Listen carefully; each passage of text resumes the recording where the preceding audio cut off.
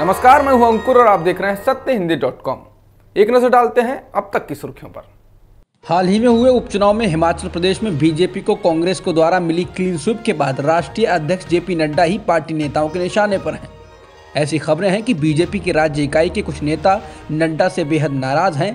हार के बाद से ही पार्टी में तमाम तरह की खुसुर पुसुर का दौर शुरू हो गया था। स्थानीय नेताओं का कहना है कि टिकट वितरण को लेकर हाईकमान ने खुद ही फैसला कर लिया और राय मशविरा तक करना जरूरी नहीं समझा। हिमाचल बीजेपी के एक उपाध्यक्ष ने नाम गुप्त रखने की शर्त पर द प्रिंट को बताया कि अर्की सीट पर कांग्रेस में बगावत होने के बाद भी बीजेपी इस सीट को नहीं जीत सकी, तो इसके पीछे वजह सिफारिश के आधार पर टिकट देना रहा। इसके अलावा जुब्बल कोटखाई सीट पर भी राज्य इकाई द्वारा भेजे गए प्रत्याशी को टिकट नहीं मिला। एक अन्य नेता ने द प्रिंट से कहा कि फतेहपुर सीट पर मुख्यमंत्री जयराम ठाकुर ने हाईकमान को पूरी तरह गुमराह किया। यहां कृपाल परमार को टिकट दिया जाना था, लेकिन ऐसा नहीं हुआ। पंजाब सरकार के बाद अब पश्चिम बंगाल सरकार ने विधानसभा में बीएसएफ के अधिकार क्षेत्र को बढ़ाए जाने के खिलाफ प्रस्ताव पारित किया।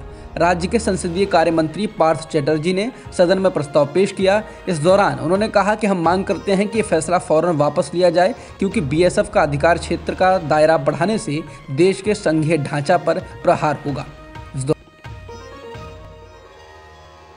बंगाल विधानसभा में बीएसएफ के अधिकार क्षेत्र को बढ़ाए जाने के विरोध में प्रस्ताव पेश होने के दौरान सत्ता पक्ष और विपक्ष में जमकर तीखी बहस हुई। वहीं इस दौरान तृणमूल कांग्रेस विधायक उदयन गुहा की टिप्पणी से हंगामा हो गया। गुहा ने सदन में कहा कि हमने देखा है कि बीएसएफ लोगों पर किस तरह के अत्याचार करती है। उन्होंने कहा कि एक बच्चा जब ये देखता है कि उसकी मां को मैदान से लौटते वक्त तलाशी के बहाने गलत तरीके से छुआ जाता है, तो फिर आप कितनी बार भी उसके सामने भारत माता की जय का नारा लगा लें, वो देशभक्त नहीं हो सकता। टीएमसी विधायक ने कहा ये घटनाएं असामाजिक तत्वों को जन्म देती हैं। जिसके बाद गुहा के इस बयान पर बीजेपी के विधायकों ने जमकर हंगामा किया। बीजेपी विधायकों ने बयान को सदन के रिकॉर्ड से हटाए जाने की मांग की। पीएम मोदी ने पूर्वांचल एक्सप्रेसवे के उद्घाटन के दौरान लोगों को संबोधित किया। इस दौरान उन्होंने अखिलेश यादव को निशाने पर लिया। मोदी ने कहा कि पहले की सरकार ने विकास के कार्यों के लिए उनका सहयोग नहीं किया। वे इस बात से डरे हुए थे कि कहीं सार्वजनिक रूप से मेरे साथ नजर आने पर उनका वोट बैंक नाराज ना हो जाए। उन्होंने कहा कि मैं एक सांसद के नाते यहाँ आया करता था और वे एयरपोर्ट पर मेरा स्वागत करके गायब हो जाते थे। वे शर्मिंदा थे क्योंकि उन्होंने ऐसा कोई काम ही नहीं किया था जिसे वह दिखा सके। पीएम मोदी ने कहा कि पहले की सरकारों ने यूपी को ऐसा बना दिया था कि यहाँ राह नहीं होती थी, यहाँ राजधानी होती थी। लेकिन अब यूपी में कोई जातिवाद नहीं, कोई क्षेत्रवाद नहीं, सबका साथ सबका विकास के मंत्र के साथ योगी जी की सरकार काम कर रही है। उत्तर प्रदेश पुलिस एक बार फिर घेरे में आ गई है। अब कानपुर में एक युवक की पीट कर हत्या का आरोप लगा है। परिजनों ने पुलिस के खिलाफ प्रदर्शन भी किया है।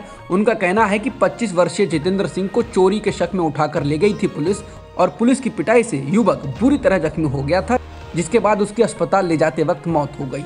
वहीं पुलिस ने इन आरोपों से इनकार किया है और कहा है कि मौत की वजह की जाँच की जा रही है।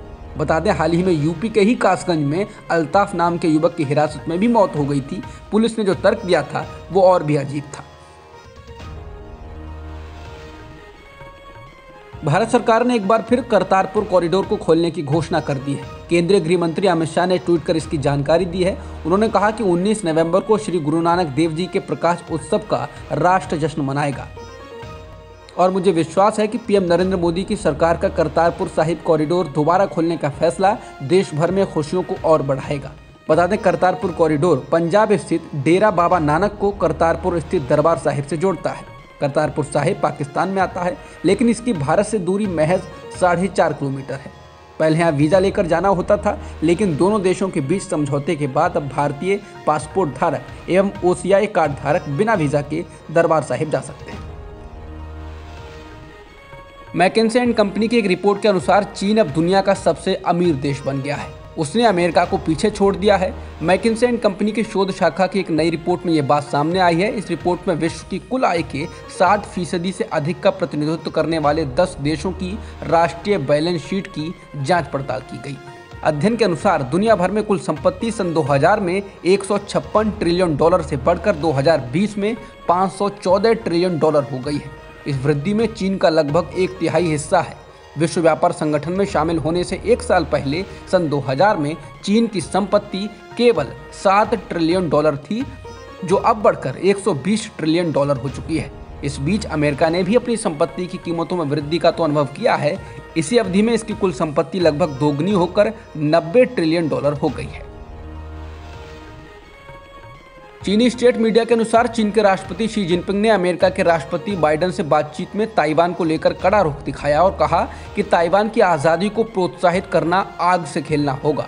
शिन्हुआ न्यूज एजेंसी के अनुसार शी ने कहा कि अमेरिका में कुछ लोग चीन को नियंत्रित करने के लिए ताइवान का इस्तेमाल करने का इरादा रखते हैं। ये चलन बहुत खतरनाक है और आग से खेलने जैसा है, और आग से खेलने वाले जल जाएंगे। चीन के राष्ट्रपति के साथ बैठक में अमेरिकी राष्ट्रपति जो बाइडेन ने ताइवान को लेकर कहा कि संयुक्त राज्य अमेरिका ताइवान के इलाके में ऐसा स्थिति को बदलने या इस इलाके में शांति और स्थिरता को कम करने के एक तरफा प्रयासों का कड़ा विरोध करता है। व्हाइट हाउस द्वारा साझा किए गए बयान में लंबे समय से चली आ रही अमेरिकी नीति को दोहराया, जो ताइवान की स्वतंत्रता को मान्यता नहीं देती है लेकिन द्वीप की रक्षा का समर्थन करती है। पहचान छुपाने की शर्त पर एक अमेरिकी अधिकारी ने कहा कि शिखर सम्मेलन के दौरान ताइवान को लेकर विस्तृत चर्चा हुई। इसके अलावा बाइडेन ने शिनजांग के उत्तरी पश्चिमी क्षेत्र में उइगरों के खिलाफ मानवाधिकारों के हनन और सामूहिक दमन के व्यापक मुद्दों पर भी चिंता जाहिर की। अब तक की खबरों में इतना ही। बाकी खबरों के लिए बने रहिए सत्यहिंदी.com के साथ। सत्य हिंदी का ऐप डाउनलोड करें गूगल प्ले स्टोर पर।